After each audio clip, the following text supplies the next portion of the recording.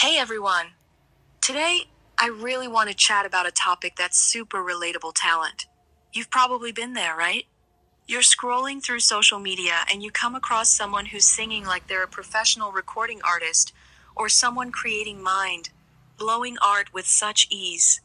And immediately, thoughts like they're so lucky to be born with that natural talent.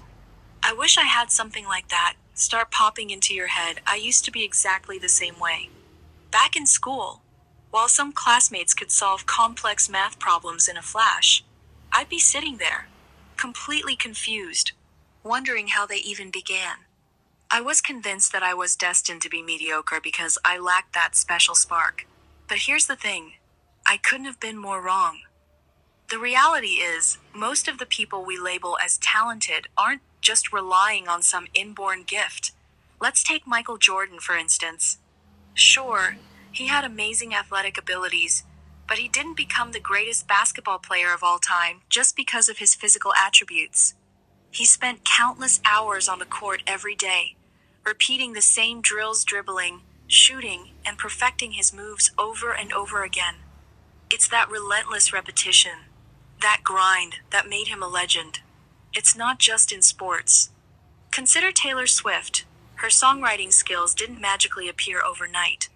She spent years writing songs, experimenting with different styles, and constantly honing her craft. Even the greats like Leonardo da Vinci had to draw countless sketches and study anatomy repeatedly before creating the Mona Lisa. I'll be upfront with you.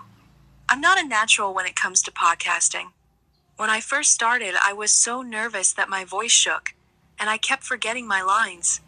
I didn't have a smooth, professional-sounding voice, and I stumbled over my words all the time. But instead of throwing in the towel, I decided to embrace repetition. Every day I practiced speaking clearly, recorded myself, and listened back to pinpoint my mistakes. I worked on my rhythm, my tone, and how to engage with listeners.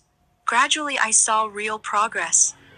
The truth is, lacking natural talent doesn't mean you're out of the running.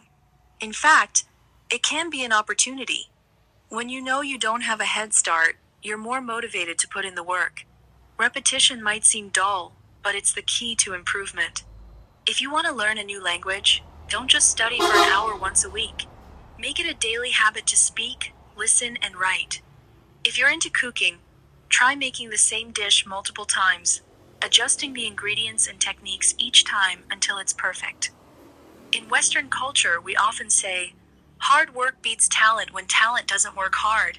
And it couldn't be truer. Look at Elon Musk. He didn't have some innate knowledge of space travel or electric cars.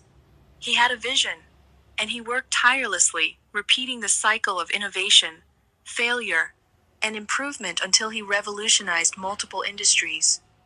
So, stop stressing about not being talented enough. Embrace the power of repetition.